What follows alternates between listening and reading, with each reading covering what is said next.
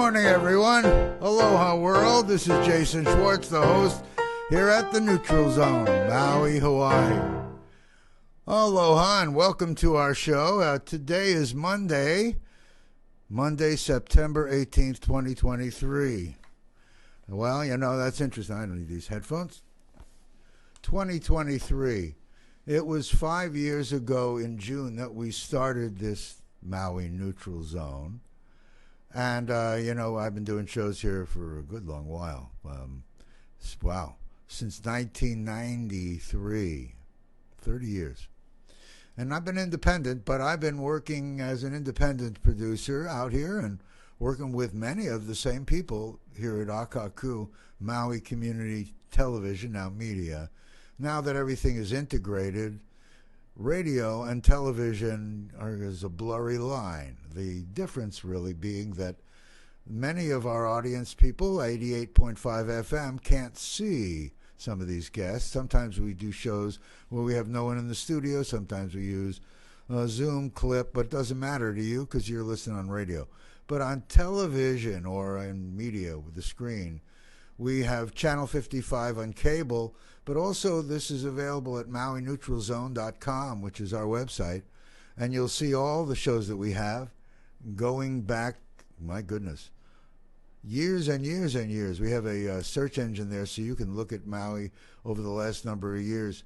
Sadly, many of you, if not all of you, fully know that Lahaina got ablaze and we lost a beautiful, historic place, home of the Hawaiian, I say the home of Hawaiian culture. Hawaiian culture is all of Hawaii, but really was the seat. And lots going on, but we here are united. We are Lahaina strong, Maui strong, and now we're Dream Maui. That is something that I've been holding a vision way back since, well, you'll hear it on some of these shows as I'll talk with people. We have a guest who'll be here soon. Now, you've heard me talk about the Mankind Project. You know, all of humankind, they have a component, isn't them, but women within, there are a number of organizations they work in concert with. But Mankind Project, I went through a weekend, October of 2017. This 5 years later, they're having another, they call it a New Warrior Training Adventure. It's a weekend experience that they then follow by like weekly things. You know, women get together and talk. Men, this is sort of organized and keeping the ideas and things that they've grown in this nice weekend. But if anyone's interested in that, I know that there are people in our community, Mankind Project.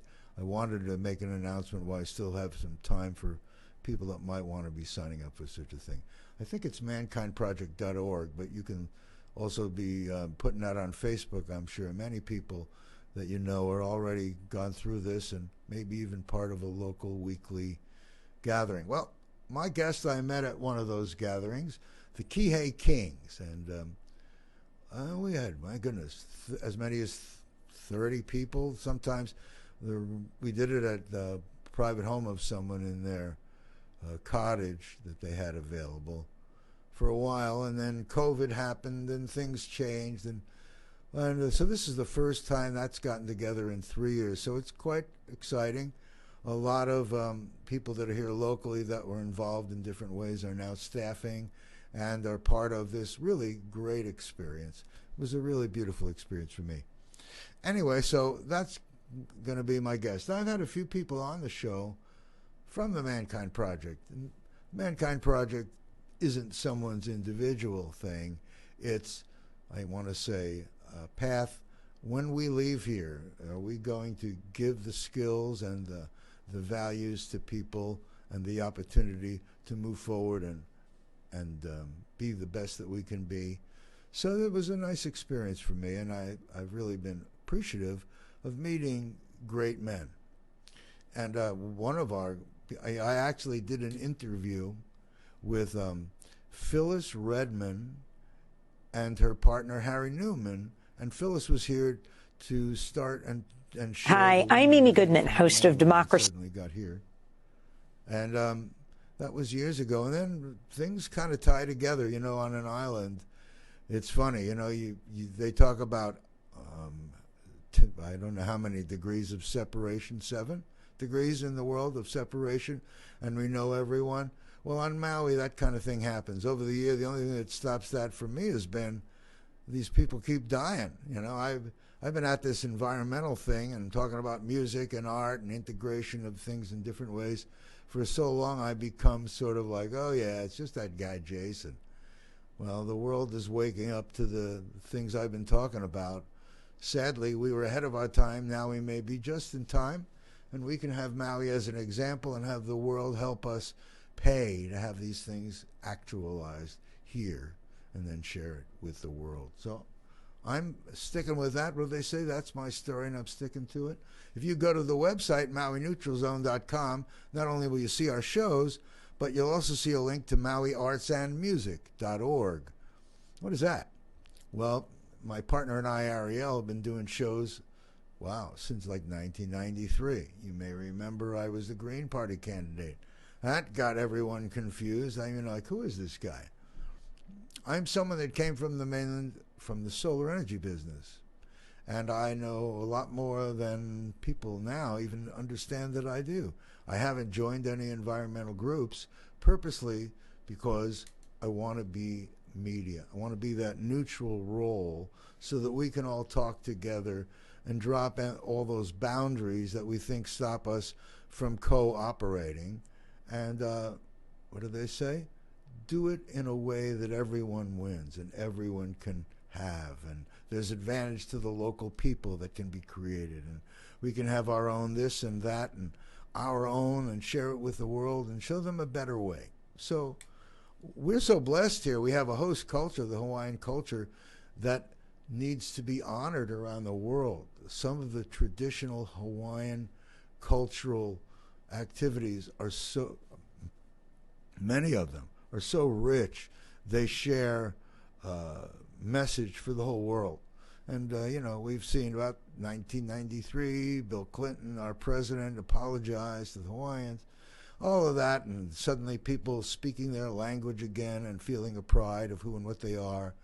It's been a great growth. They even have organizations that are formed to, promote Hawaiiana and all their culture. But now integrating it with us is really us is them too, because it isn't me, it's all of us. And so I feel like I am very fortunate.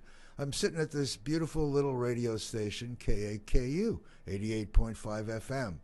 And we were the tail that wagged the dog. We had Akaku Maui Community Media, and they get money from the cable station, and they're playing stuff for the government, and education has a piece of money, and they go their way. And we've been independent, creating shows, showcasing Maui's people, Maui's art and music and culture. And we are here now to integrate it all, keep the identities of all the people under a larger banner called MAMA, Maui Arts and Music Association, and PAPA, People Aligned in Positive Action, because MAMA and PAPA are the foundation for dreams to come true. Visions plus action, that's what we're about. And that's what we're going to be rallying people in our community to see their part. And that includes you. Whether you sit in Maui or in Oahu or California, Nevada, Portugal, God knows. I did an interview with a gentleman who was in Pakistan. We had a spotty mobile phone. I think it was earlier than satellite phone. Maybe it was right. And so we are an international show. We just have to get known to who and what we are. Some people have said to me, Jason, you're sort of like the Larry King of Maui, like those late night guys that talk to people and can talk about all kinds of subjects. Now, I don't know where my guest is, but I'm guessing he'll be here in just a few minutes. So I'm keeping my drum roll happening. I hope that he had no problem in getting here. I haven't heard from him. And I put on airplane mode, so I won't know until the end of the show. Anyway, these are still sensitive times.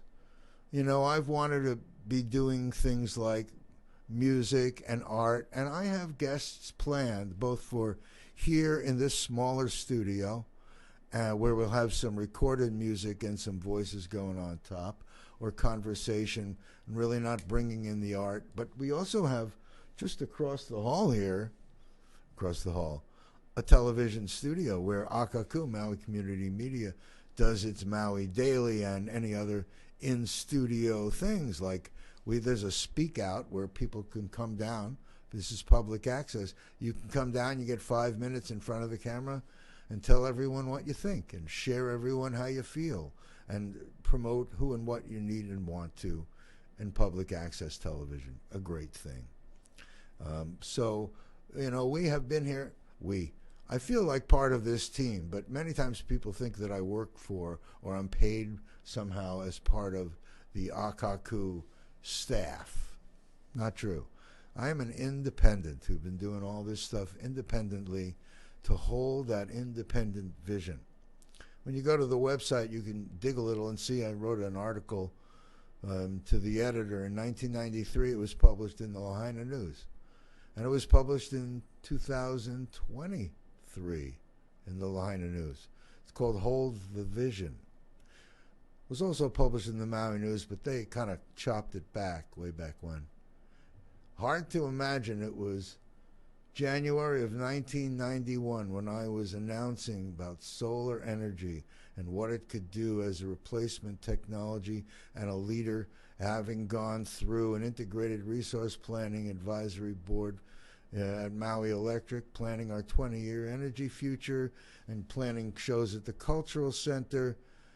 An explosion happened. It was 1991, you remember, but it happened after that politics took a hold of Maui. And that politics was, I don't need to name a party, people that wanted the agenda their way, business in their way, and a vision of the future was a hard pill to swallow. There were some open people. There are always good and open people, and we're going to be aligning them now. And really, we're not going to do more than put the spotlight on good people and show ways that we can do this together. Anyway, I know I'm over talking here a little bit at the beginning, but go to those websites, and I was going to put all the words on the front page of MauiArtsAndMusic.org on a teleprompter and read them in as a passage. I may still do that, and we'll build it out to be a video to further explain the concept. What do they say when you have a big concept? If you're too long in explaining it, you can be a bit overwhelming. It just seems like a lot. But it's all just little pieces working together. Last week we had Kadar St. John, the Reverend at the Temple of Peace. He's a beautiful man and a great guest. And we talked about keeping the high road and making love and celebration the cornerstone of our lives. Some people say, oh, that's too airy-fairy for me. Well, on an island, the idea of cooperation and love can go a long way. And like I say, we're going to have guests here soon. When Ariel and I were doing Mama Presents, we did shows, obviously out in the field. And Hawaiiana Ariel was in Auntie Doll's halau, actually, and learned from her. That was a great experience. She's still with us. Thank you. She's a beautiful woman. It's time for the world to wake up and see the beauty of the people of Maui. We still have all those feeding stations that aren't FEMA and aren't the Red Cross that are still helping people on the west side, and we also still have help up in Kula. So, someone should call my guest, but I'm on the air, so I'm not sure how to do that. So I think I'm just going to keep talking and see what subjects. Like I say, these are early times. We're still here, very bruised. I'm thinking about friends of mine I saw on the internet. Howie Rentzer, and I know Howie for a long, long time, way back with West Side. Howie's a drummer, also involved in interval real estate for years, and his wife Camille, I know also 30 years. And when people are losing things, and when you lose your footing and you're on an island where just around the corner everything's normal, you have to somehow fit in and find a place to live and figure out how to pay for it. When FEMA gives you $750, but if you were a refugee, you'd get $2,000 every month. It's very unusual and feels very cruel, the way the system is maybe not serving people here in the way that I see.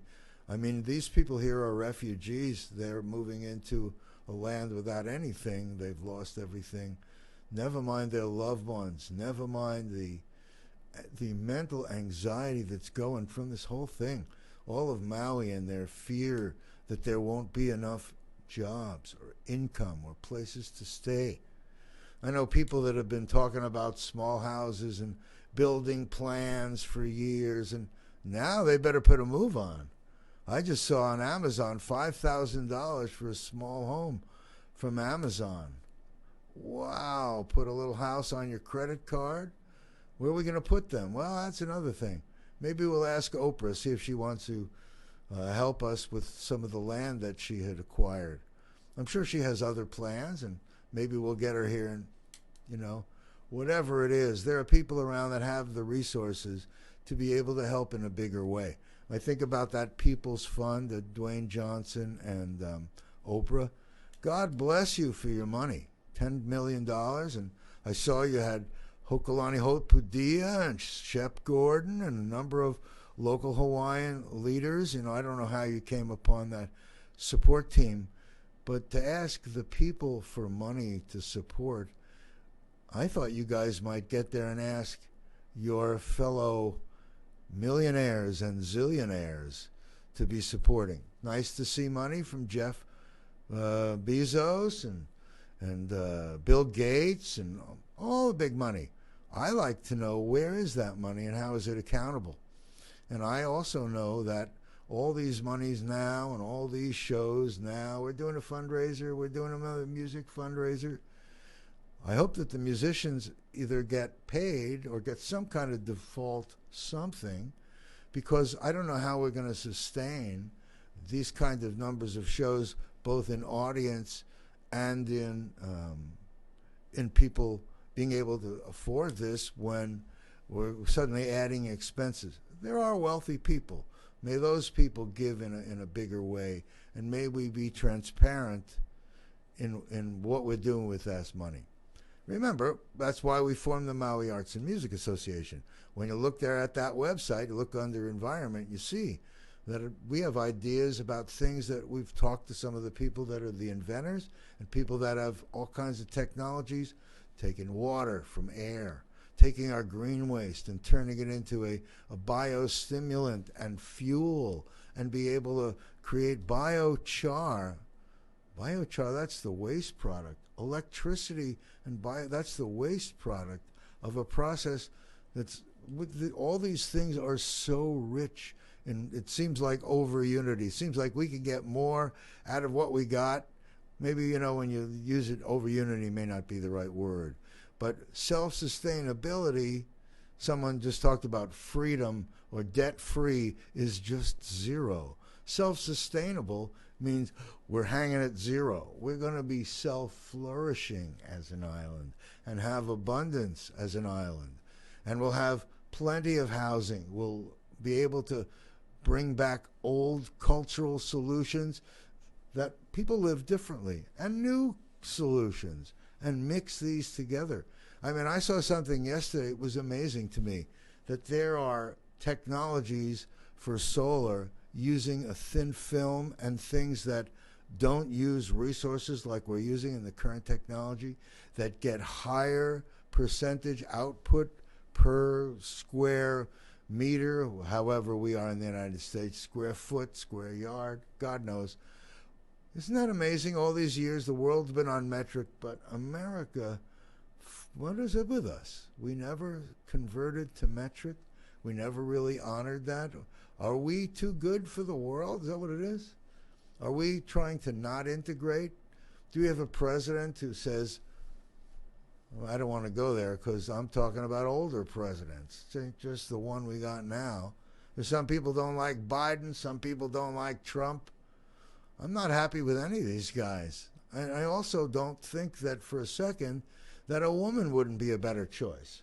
But it's a really muddy picture out there on who can be the peacemaker and bring all these sides to come to terms before we come to blows. We watch the world positioning. We see Kim Jong-un going to Russia and then on the way back having talks with China. Then the U.S. is meeting in another country with China, and China. We better start all talking to each other and making some sense of this, or the things that are happening with our weather. Some people may say, oh, there's no weather thing, that's all bullshit. And are we allowed to say bullshit? If not, you need to beat me. But the fact is, the world needs us, needs you and me. We need to be sharing and doing things in a different way, accumulating wealth for our ancestors to come. The ancestors, and what do we call the people? Are they ancestors in the future? Our progeny? What are we going to teach our progeny? What are we going to leave our progeny? How are we going to establish values? Well, different groups, like I said, Mankind Project, one of them. But Women Within, all kinds of Angel Ohana, all kinds of things on the mainland. I know there are people talking everywhere, but there seems to be that, it's easier to sell a newspaper with stories that express conflict than stories that express, good things. It doesn't hold your attention quite as long because you're too busy. Happy. Be happy. Happy. Well, we want to show that happy is good. I know I learned from my partner that if we focus on the joy, we can relax and pull ourselves back from the things that may be burdens. We can look with a better, more open eye, a more inclusive solution, a gentle and loving approach. Sometimes other approaches might feel like they're the best, but I don't think so. I think I would rather talk with someone that feels like they're an adversary. Usually there's something they fear, or they're afraid they don't have enough of, or they don't feel adequate for some reason, or they feel there's been some disadvantage. Maybe you're an actor or a writer, and you say, well, these people are making huge money off our talents, and they want to continually reduce or keep our pay here as the world is getting more and more expensive. I love when we see a headline on the mainland, gasoline, don't be upset by those high gas prices. That's only temporary. It's going down again. What about salaries? Can you imagine you were a writer or an artist and you have this thing, you create it, now the world has shifted. Instead of getting paid in the old fashion every time it's played, they now have a different kind of viewing platform where you make pennies and dollars, few dollars per view. And so you need to renegotiate your terms. Renegotiate, recreate a better way, recreate another way, and maybe have a choice of which way you'd like to go, but not completely hold you captive if you're going to be able to express in the way that you want and be able to get paid for it. I really think that the world is shifting so much, I don't even really know where the rules go. We hear about AI, artificial intelligence. In this very little time that many of us have had access to playing with it, to make our writing better, to give us better questions to ask, to write a business plan with the elements that we want to put in. All these things, it's getting to be a little muddy as far as what is real, what ideas are out there where the people that are saying them have a depth and a true understanding of what they're saying. Isn't that a good question? Why aren't they? I'm wondering where my guest is. I'm sorry, I'm just really not sure what's happened. But, I could have had a backup guest. we have a small but mighty staff, so we don't have someone calling the guests or, managing the call-ins for the call-in talk show. Oh, you guys on radio, 808-873-3435. See, when we listen to David Packman and his national radio show, these things are promoted. We need to get our TV station and our other media to be supporting and promoting who and what we are and what we have here. Well, we're reaching out to the world to be helping us do that. We're going to be looking for involved sponsors from all over the world who recognize that Mondays at 11, there's an opportunity at the Neutral Zone to talk about what you want, share about what you want, share about Maui, share about wherever and whoever you are and what you want. Because the only difference I see between a national talk show and a local talk show is who's plugged in, who's watching and sharing. And we don't pretty much ask for money except to say, hey, you can support our station because KAKU is a community-supported station. We all need donations, I heard talking out there. Maybe we have the guest coming. Let's see. Or maybe it's another guest. If you're a guest, I want you to feel comfortable to walk right in. Remember that song? Walk right in, step right down. I don't think that was the word. Baby, let your hair hang on. That can't hang. Baby, do the hair hang down. I don't know. Boy, there's old songs. You know what's really funny is when I close my mind and I open it and start thinking of songs, I think of old songs. They now call what I knew as the time and songs of the day as oldies. Who would think that Elton John and Frank Sinatra and Elvis and Whitney Houston and all the how could that be? How could that be oldies? Wow, I see someone standing out here. Maybe we'll see in a minute. The people are walking outside the studio here. Hopefully our guest will be here soon. Otherwise, we'll just reschedule him.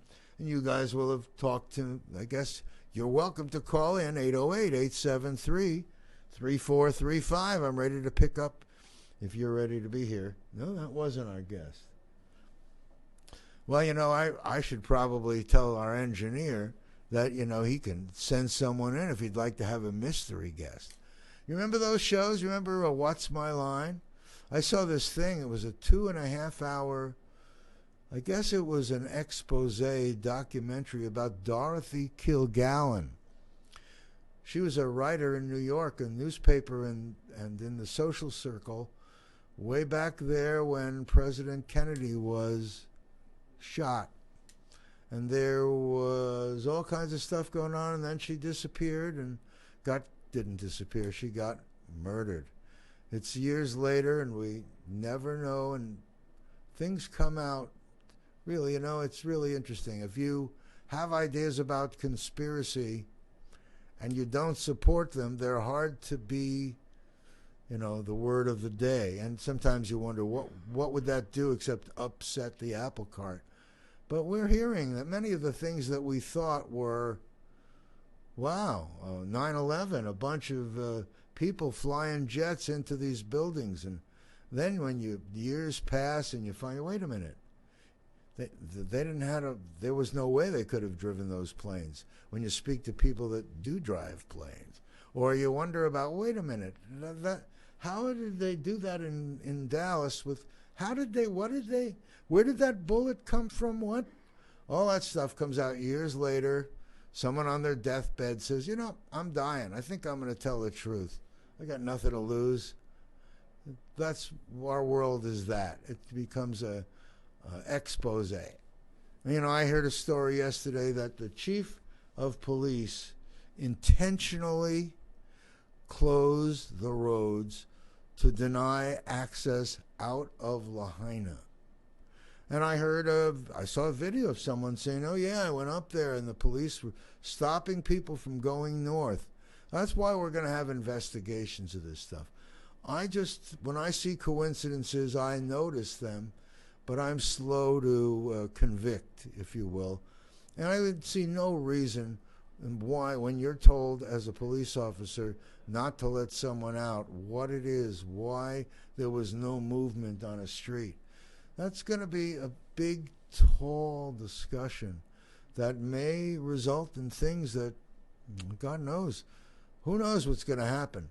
But in the meantime, let's focus on the people that were hurt, the people that were injured, and that includes all the people of Hawaii and all the people of Maui. And let's create emergency solutions for people that have lost everything there in Lahaina. This is something that I'd say has never happened in my lifetime.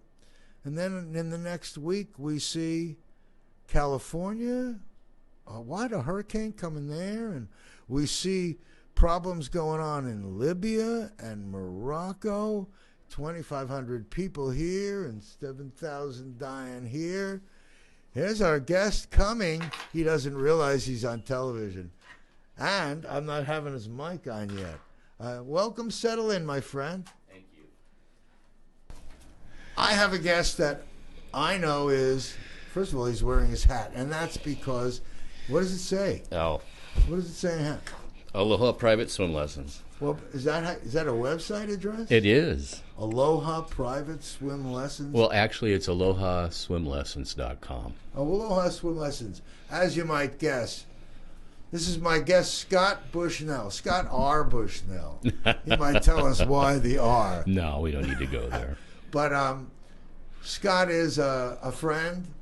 I am happy to have you. I'll at some point hear why you were a little late, but you gave me time to bore these people with me. Oh, that's good. Yeah, you're never boring, Jason. We are KAKU 88.5 FM, the voice of Maui, and we are simulcast with Akaku Maui Community Media, channel 55 on your dial. You walked in perfect for me to run a few commercials. Perfect. And then come back. Okay, so All we'll right. be back with Scott Bushnell. Not only are we going to talk about swimming, we're going to be talking about a lot of things. So we will be right back. Hang on, let me hit the button. And then if I don't see it on screen, is that because they control me inside? Maybe they'll tell me in a second. Okay, they're going to do the break on computer. Wow. We don't have to have a break. Isn't that? We're living in the modern age. Oh, right. Okay. So let me tell you, Scott, welcome to our show. Thank you.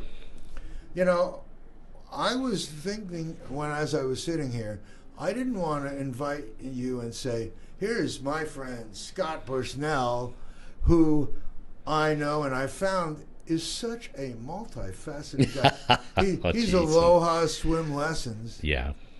.com, but he's also a man that I learned has incredible depth. You've been here in Maui for a long time. Well, I first came to Maui in the early 80s. It was great. You know, I came over. You okay with the mic? Yeah, this is beautiful. Yeah. Yeah, I came over. A lot of things were changing in college. They eliminated D2 schools as NCAA. And Now, this was what kind of years you looking at? we're looking at 80, 81. 80, 81. Yeah. And you were a swimming sensation. Well, no, God, no. I was the best.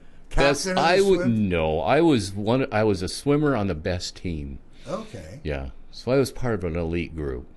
So scholarships were cut, and this wonderful lady I knew back in college, Linda Carnevale, she teaches at Baldwin. She teaches drama over there. She's amazing. I've known her since college. We used to hang out. She gets on the phone and goes, "Hey, my brother Enrico, he runs all the lifeguards at the Hyatt Regency. You want a job?" This is 2 a.m. And I went, "Yeah." And all my friends that were on the swim team and water polo go, "You going to Maui?" "Yeah." "Oh, we'll go." So a whole bunch of us came over. Wow. So you got to enjoy right after, was that college times? That was in the middle of college because we all lost our scholarship money. Oh, yes. Wow. Yeah, so it was like, okay, do I go to work? I need to go take a time out. And then you came here and you picked it up from here. What a great place to pick it up from. Oh, it was great. Those were I want to say, the good old days. I would say those are the young days of Kaanapali, weren't Oh they? my, spats dancing until 4 in the morning. And Lahaina right there next door. Lahaina, Blue Max. You know, I sat at the Blue Max one night. I got off work really late. Blue Max was a nightclub where you picking off names like. Yeah, and I was actually lifeguards back at the Hyatt back then. We would be doing extra duty. We would like escort like pro athletes' wives and children while they were in contract negotiations. So we would hang out with them, go do the Kaanapali sugarcane train, do this whole thing. And at the end of Chuck Mangione's show, got rumored back to me because I was escorting this nice half a family without dad. Oh, that Chuck's going to go to the Blue Max. I'm sitting at the Blue Max 1:30 in the morning. Chuck Mangione wanders in. He starts playing. Next thing you know, George Benson comes down. And they're both jamming. There's like 3 of us in the bar. I'm sitting there like, private show. Oh my gosh, this is so amazing. It was a really, I want to say, a small town. It was Very busy, small town back then. Sure. Yeah. But it was a small town, and I got here in '88, and it was much more happening, but it still was. I lived on Front Street. I was 1414 Front Street, right down from the Chart House. And great times. Had my business down the way. I mean, those were really beautiful. Yeah, Hamburger Mary's, you get these amazing nachos, and it was just a whole nother world. Yeah. Yeah, I actually drove to the West Side yesterday with my partner, and I couldn't look. We were going to a barbecue of friends that have a house in Kaanapali, and I was just, I'm not going to look. I can't look. Yeah. Wow. I was like, I'm not going to look. I'm just hands on the wheel. Emotionally, I can't handle seeing that. I have such amazing memories of my childhood there. Well, you were a long time there, you know. Yeah, I was there. I was back. I was there. And then you had a piece of your life, I want to say, in Colorado, New Mexico. New Mexico. I was swim coaching in Oregon. I swam coached in Tillamook. I swam coached in New Mexico, Albuquerque. And you also work with children and people, like yeah, all kinds of things. You also, I mean, I think about you. You're also a firefighter. Yeah, well, I was a volunteer fire. Growing up in a small town, everybody was on the fire department, so it was okay. This is what you do. Was that bringing back PTSD memories when you're driving through, or no, not at all.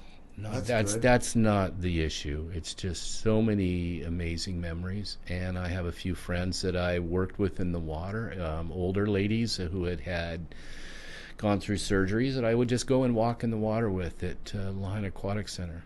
And, you know, I never knew their last names, but then when I started seeing pictures, I was just like, oh, man. Yeah, I know. People that we know. Yeah, but, you know, it's just the honest. It's like you don't know everybody's last name. Right. When I was looking at the pictures, I was looking. I know her. Yeah. Well, now she's dead. But yeah. I also these are the people my age. I know you think I'm 20, but I'm not. Here, you know, in the early 70s. But these are the people that were there. Yeah. They were the fixtures of Lahaina that lived and worked. And many of these people. Yeah, and retired there, and just You know, and there's so much talk about what caused that, and whether it was a blue beam of a laser from space, or whether a pole fell and a wind blew, it's hard to know. But it's now, as I was sharing with them, that we're going to make it better than ever, and we means every time, all of us, the Hawaiiana that's going to come out of this, and the respect that is going to happen for the Hawaiian culture through this horrible catastrophe. Yeah, it's going to be global. I spent a number of years as my brother from a fraternity / brother has a farm, a Lahaina family farms, and I was the caretaker of that for quite a number of years. Oh, and I had this story. It's an off-the-grid farm, organic farm. Make our own electricity. We finally got a well in. but we don't make enough electricity, and somebody donated to us a whole bunch of really nice commercial refrigeration units that would have been nice for vegetables and such. And it was like, okay, and this older the Kapuna came up with his grandkids and his kids, and they bought the refrigerators. And he regales this story of working for Pioneer. And he says, Scott, I work for Pioneer Sugar in Lahaina. And he says, my dad worked for them. My grandfather worked for them. Right. He said, now that you're taking care of this farm, you have to pick up the mantle.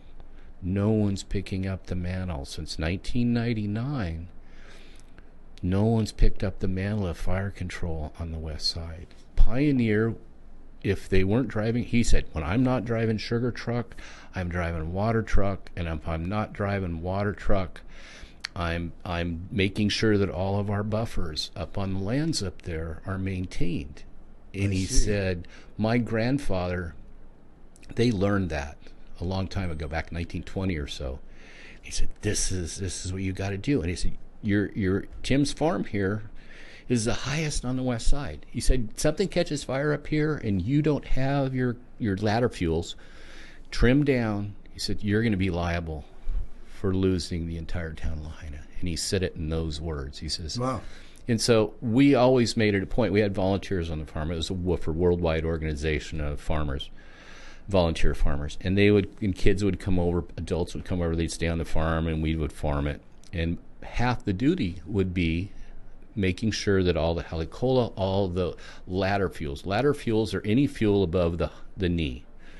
Those have to be kept low so that if a fire breaks out, we don't get big embers jumping and flying across the street or a long distance. And I can honestly tell you, I was on the day of the fire, my partner and I were driving down Lahaina Luna Boulevard, and I took videos of people's roofs tearing away. This is 1 in the afternoon, watching power lines break. At 1 in the afternoon? I have photographs, and I have videos of that. That was way before any kind of calls even went out, right? And I'm thinking, you know what? There was a fire up here. And being a wildland firefighter, my daughter is an advocate for wildland firefighters, and she was just in Washington, D.C. Yeah, that's something else. Yeah. We'll talk about that. And when you put out a wildland fire, there's a thing called cold trailing. Cold trailing is when a firefighter goes through and puts his hands on the ground everywhere, absolutely everywhere along that fire line to make sure there's no heat. That's especially important during high winds or any kind of wind, because if you don't feel the ground, you don't know if the fire's completely out. I don't know if that was done or it was done. Either way, I know they put that fire out. I was up there. There was no smoke, so it looked to me like it was completely out. But there were winds. I mean, you just mentioned that. Yeah. If they knew in 1920s all the way up that this is a problem, to me that means they knew that this area could have big winds. And that's what this Kapuna, he said, you are the highest. You're going to be responsible for losing Lahaina. And I remember him saying those words, and I was like, he goes, now that there's no sugar cane, these grounds will heat up, and the trades will come over, and they're going to rush down the mountain. Oh, so. And they will accelerate. He said, my truck in the 1960s, the fields were all cut, everything was warm, and he said, my last sugar cane run flipped my big sugar cane on its truck on its side. The winds knocked it over. And I'm like, Lani Poco living up there is like this dysfunctional relationship because the winds will spill over the hill and just bash down, and then stop and be calm. At one point, where we were living up on top of the farm, our screens blew out, the beds blew out, blew across the room, and the pictures blew down. And it was a perfectly calm day. When I left Lahaina, and the day of the fire, when I left Lahaina, my partner works for Lahaina Petroleum, and we were putting files away at the Lahaina store, and there was sheet metal throwing in the air. It was It was bad. There was just stuff flying everywhere. In the middle of the day. Middle of the day. 1 in the afternoon. So what confuses me is the timing. Maybe this isn't the place to do it, but the timing. I heard there was not even a big whistle. Never mind that no one put off any alarms. I don't think they could. The power was down. Yeah, cell service was down. But I have a satellite thing on my phone. It was down. 1 o'clock in the afternoon, and the things are not being announced, and we don't have enough people. What are there? Something like 65 firefighters on the island or something? Like Yeah, that? I'm not. I don't know. Well, you know, and we were fighting in 2 other locations besides. Yeah. Well, it's the sad thing. It was sad. hurricane winds. Yeah. And I mean, I took a video. If you ever driven down Lahaina Luna, there was this guy that his big boat sitting right next to the side of the road on the right-hand side. I have a video I took. The tongue of the boat is lifting off the ground. The winds were that strong. All the roofs, beautiful arcadey, nice architectural roofing was blowing off houses. And not burning, just blowing off. Just blowing. This was way before the fire. We were having hurricane winds. We were on empty. The big truck that Andrew was driving. Have you heard that this was so many miles from the hurricane that it wasn't hurricane? It was hurricane-like winds? Hurricane-like. No, they were the downslope winds. Did you think so? I'm just wondering because they were shaking the truck. You know, well, when we went into Lahaina and we were driving along guardrails, and poles were snapping, and next thing the police are in front of us, and I have video of this. Police are in front of us waving. We had to go up to the bypass, then down to Safeway, then back up, and then back down to get to Chevron to drop off. What's that? Wow. Yeah. And that was early in the day. There were pole lines down everywhere. So the police are trying to direct people so they're not driving into lines. And this is in the afternoon. And Andrew's the light came on his work truck. And I'm like, well, let's just go down to Front Street. We'll sit there. We'll wait until the power comes back on. We'll go to Cool Cats and we'll have our favorite burger, which is a Maryland burger at Cool Cats. And we're like, okay, the gas light's on. I said, Andrew, I wanted to call in to 911. I said, these are dangerous conditions. No cell service. We couldn't get gas. The power was down. And my thought was, I said, these fire conditions are the worst I've ever seen. I said, I feel unsafe here. I said, I have been on the side of a forest fire when it blows up and goes 20 miles in minutes. And it's a scary thing to see. It creates its own weather. And earlier, I'm up on the bypass where we were stuck because traffic's backed up. I have videos of all these water spouts coming on shore right by the Lahaina Hotel. And I'm like, this is incredible. The whole time we were on the farm, we saw one water spout, and that was during the fire of 2019 or 2018. And these are just one after another because what happens is the venturi of Lanipoco, that canyon, creates a wind curl, and then the heated side of the West Mountains bring in this other curl, and they create this whirl thing. And I'm absolutely sure if somebody had videos, there would have been fire tornadoes coming on shore. If you were going to try to orchestrate this, you're the mad scientist. That's quite an orchestration.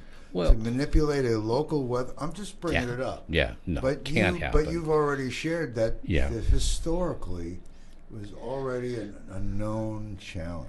Oh, yeah. That's the part that, when you bring it up, could you believe it's happening? And being there was incredible, those winds. And what people are going, well, this car burned up and there was nothing burned up around it.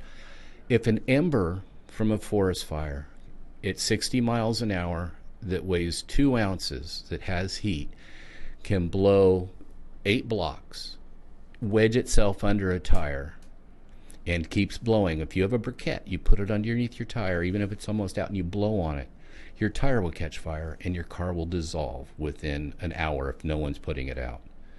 So people are saying, well, this car burned up and there's a house right here. Here's a house with concrete siding, which looks like wood. They have a terracotta roof. It's not going to burn. If you look closely, their light sockets are burnt. The the little glass things on the side, they're burnt. There was a lot of heat there, but they were using better products. Again, old Lahaina. I used to live at the Maui Islander. You did too, I think, later on. No, but I don't know what Roz Baker there, but yeah. And all those houses were post and mortar. They were built that way so air blew under them before air conditioning. Oh, yeah. So in a fire. That house is gone. Smoke. With 60, 70 mile an hour winds, that house isn't going to last 5 minutes. Wow. It was just a calamity, an absolute. Yeah. We went out to dinner in Kihei, and we're walking out, and I looked over towards Lahaina, and I went, the sun's not setting now. Why is there a glow? And I took a picture from Zeka, and I'm like, the sun's setting over here. It looks like there's sun setting over Lahaina. Wow. And I'm like, oh God. And I wanted to call in to 911 when we were driving down, and it wasn't just driving down. It was like an hour to get from the top of Lahaina Luna to the bottom. You couldn't get through. Communications weren't there. And I'm thinking to myself, I was nervous. I said, I have been on forest fires. I was a wildland firefighter. I have seen this. Where my ranch was in New Mexico when I was coaching at Los Alamos, we had a fire that traveled like 20 miles in less than 4 hours. Wow. Yeah. And I was just like, oh my God, these are the conditions of a tragedy. And I was on a little tiny, it's called a little Cueva Fire Department, a little volunteer fire department. We're talking, 400 people live up in these mountains. And I was with the fire chief, and we went over to a community that was, I lived in Sierra Los Pinos. I mean, we're talking a dozen ranches. This is where Longmire was filmed. Beautiful country. And about 6 miles down the road, there was another small community. They evacuated, luckily. I went over there. I was one of the first ones in there. Those houses, the only thing left standing were people's gun safes. They were gone. The asphalt melted off the road, and they were gravel roads. You have any idea why these trees are standing, but their insides are gutted? You have some of these weird things going on. Well, Keawe is such a rich oil wood that once you can bring it up to temperature and it makes great barbecue, it's very hard to put out. And it can burn from the inside out. It will burn from the inside out if the casing's on it, because the casing protects it to hold the waters and the oils in. So fighting wildland fire, the last thing you want is a setting sun. And when there's a guide, you get a little flip guide when you become an incident commander fighting wildland fires that tells you the slope times sun vector creates a time duration plus wind for fire spread. That was the worst possible condition on West Maui. Everything in that guide said, get the hell out of there. Can we find an answer now? No. There's the back of every hotel door says you hear a siren, you run uphill. Or you go to high ground. That would have ran people into the fires. How confusing of a situation. Wouldn't it? Yeah. And if it's smoky, I'd have my windows closed. I live across the street in Kihei from a siren, and if my windows are closed, I can't hear it. Yeah. I don't fault that guy. I don't fault the fire department. It was a calamity. I'm just staring here. I'm looking up. Can you believe we have less than 3 minutes left? Oh, Jason, you and I talk. Well, I was going to say, no. First of all, thank you for being here. Sorry I'm late. That's okay. I'm just happy you're safe and okay. And I hope you'll come and do another show with us. Oh, sure, Jason. Because you guys out there don't know. Thank you for giving us this information, very timely, and what happened. I'm sorry that this whole thing happened. Thank you for your insights. We all are feeling it. We're all family. Here on Maui, like I said, we're all very fragile. It is happening to all of us. Although FEMA only recognizes zones and this is a major thing here. Imagine all the people that live on their rental income that now don't have rental income, and there's nowhere for those people to live, and we were 5,000 to 8,000 housing living.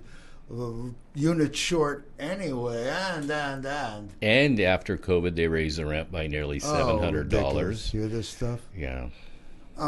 Scott, in this short time,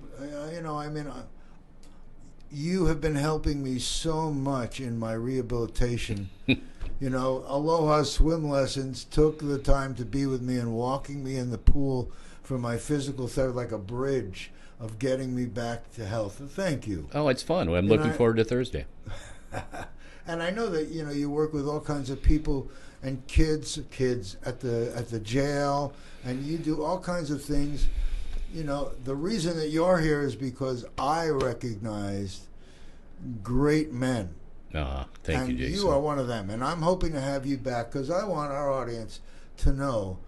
We went to that Mankind thing and a bunch of fruits and nuts and who knows what's there, but it's a bunch of people with wanting to see a better world and a better community, and I felt so thrilled to meet people like you. We know people like John Anderson, who has the care of all those kids at the school out there for meals, all that's happened. We have heroes that are in our community from all over. We only have 30 seconds, so I'm going to have you say goodbye with me. Aloha. And again, I teach special needs folks, mostly adults who have never learned to swim. Wow. And as an adult, it's 99% mental, 1% physical. People, we are going to be back here with Scott Bushnell another time. This is Jason Schwartz here at the Neutral Zone. Can you believe we have so little time left? It has been a pleasure. Scott, say hello.